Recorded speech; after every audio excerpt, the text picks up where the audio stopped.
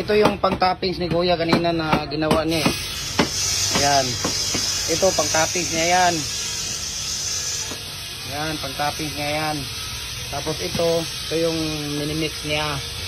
Buhangin at saka simento na may molasses. Ayan yung pang toppings niya. Ayan si Kuya. O, diba? Tignan mo si Kuya. Simple lang. Simple lang mga tirada ni Kuya. Para lang siya naglalaro eh. Parang laro ano lang to eh. Laro lata eh. Maya maya tapos na si Kuya sa 600 pieces. Mayroon na siyang 1,200. Grabe naman yun. Para lang naglalaro. Tapos maya mayroon na siyang ano. Ay my goodness. Ibang klase talaga to si Kuya. Para lang siya naglalaro. Tapos maya mayroon na siyang 1,500. Mamayang hapon. Diba? Simple lang talaga. Kailangan lang talaga dito skill. Yung skill mo at saka ang tawag dito pasensya at saka ano ba? Yung pasensyoso ka at saka ano, yung mamahalin mo talaga lang yung trabaho mo, no? Kasi pag hindi mo minamahal yung trabaho mo, wala din. Lalo na sa pag-mix, kailangan talaga dito ang pag-mix ng ano, kahit na 10 beses nyong minimix yan, kung hindi tama ang pagkakamix, wala pa rin. So, kailangan nyo dito ang ano, kailangan nyo dito ang pag-mix ng tama. Lalo na sa buhangin at saka simento. Tapos yung buhangin na may tubig at molasses, kailangan talaga tama ang pag-mix mo. Kasi pag hindi tama ang pag-mix mo, wala din, zero din. Ampaw pa rin ang labas. So, hindi maganda. Hindi maganda ang ano.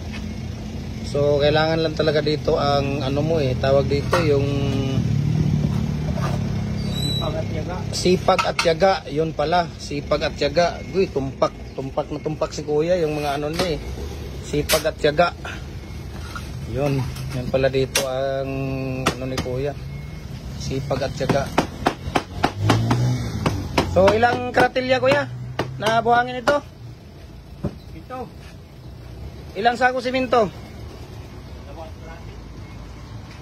2 kalahati. Ilang pirasong labas? 550 basta hindi abot ng ano siya. Parang ganon, 550 plus. Hindi naman naabot ng 600. Ayun. So ilang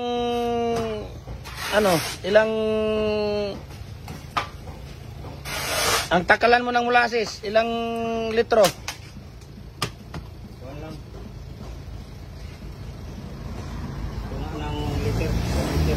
Ha, kalahati.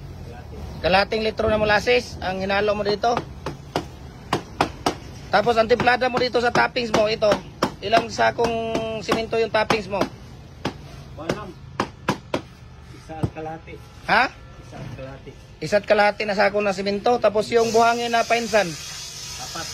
4 na shovel. 4 na pala na painsan. Ayun. Tapos ito na yung mga gawa mo. Yung toppings, yan. Tapos, ilang balde na tubig dito ang hinalo mo? Isang kalahati lang kasi basa malas. Ha? Isang kalahati basa malas. Isa't kalahati na ano? Balde ng tubig? Bakit? Basa ang balas man. Ha? Basa yung buhangin. Kasi umuulan kagabi. Ayun. So, andito idol, papakita natin sa inyo idol yung mga gawa. Ito, matigas na to eh. Oh. Kahapon lang to ginagawa pero tinan mo, inapag-apakan ko na. Ayan oh. Oh. Yan yung wire natin, ito yung mga bar. Hinihintay lang natin na makumpleto ang order. Ayan, marami na tayo dito. Ayan oh. Oh.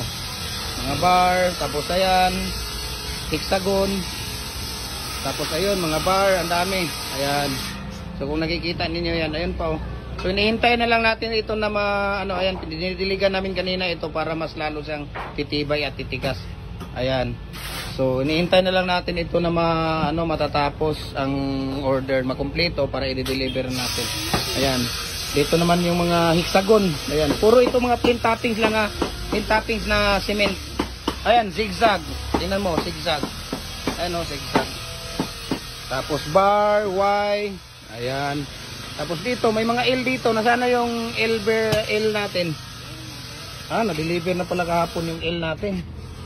Wala na tayong L dito. Ayan. So, ayun lang. Si Kuya, naglalaro lang dito. Tingnan mo. 2 araw niya itong ginawa. 2 araw or 3 araw niya itong ginawa lahat. Ito. So, thank you so much guys. So, hindi pa nakapag-follow ng Facebook page natin. Follow na po kayo para updated kayo pag nag-upload ako ng video. Mag-notify sa inyo ang CFB na. Oy, si Jim Hardware and Coco Lumber, Balulang Brands. At saka Jim Hardware and Coco Lumber, Kanituan Brands. At saka sa Facebook page na personal account ko, Felix Tan Pagikan Jr. At saka sa YouTube channel natin, Felix Tan Pagikan Jr. Para updated kayo mga idol sa bagong video na ina-upload natin. Ayan. So, ganun lang kasimple. Ganun lang kasimple yung natin. Tingnan mo si Kuya dito. Ito, kung aabot ito ng mga 560 piraso times 2. So, nasa siya, sobra libo yung arawan niya dito. Ayan. Tapos yung screen natin na ginagamit. Ayan, pakita mo nga Kuya yung screen Kuya. Mo dito Kuya. Pakita natin yung screen na ginagamit mo. Para mayroon silang idea. Ayan oh. Anong butas niyan? 1. Ha? 1. Sa brakes walang problema 1, di ba? Kasi pero pagka hollow block, wag niyo gamitan ng 1 kasi malaki 'yon. Pero okay yung 1 basta size. Oh, pagka size, pagka CHP number 6, ang 1 walang problema, okay siya. Pero pag CHP number 4, wag niyo gamitan ng screen na 1 kasi malalaki ang bato na mahuhulog niya. Ayan. So ito naman mga 3/4 natin, yan, yung mga 3/4 natin, yan ang binibenta rin natin pangalo, ordinary stone. Tinatawag naming 3/4 ordinary stone yan. So ayan. Ganun lang. Si Kuya naglalaro ng bar. Naglalaro ng bar break si Kuya. Ayun.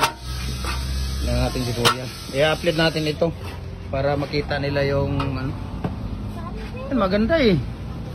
Talagang pag sila ang nagbi-business, wala na. Talagang mayroon na silang idea talaga. Di ba? Mula nung magsimula, mag-mixing, basta makinig lang kayo, pakinggan nyo ng mabuti ang mga sinasabi ko.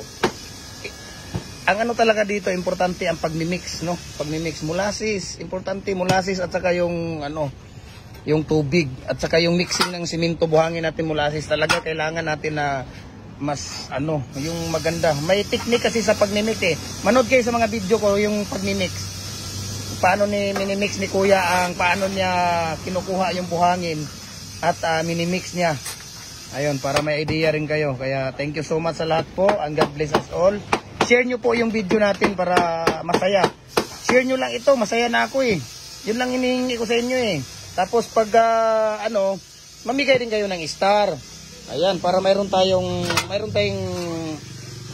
maibigay sa kanila ni Kuya mula nung nag-start tayo hanggang ngayon. Hindi pa tayo nakapagbigay sa kanila eh. Hindi pa tayo napasahod o hindi pa tayo ewan ko ba. Nakailang email ako sa natin. Sa Mita, wala pa rin, ewan ko lang, I don't know. So, thank you guys and please share our videos and God bless us all. Ayan, bye-bye.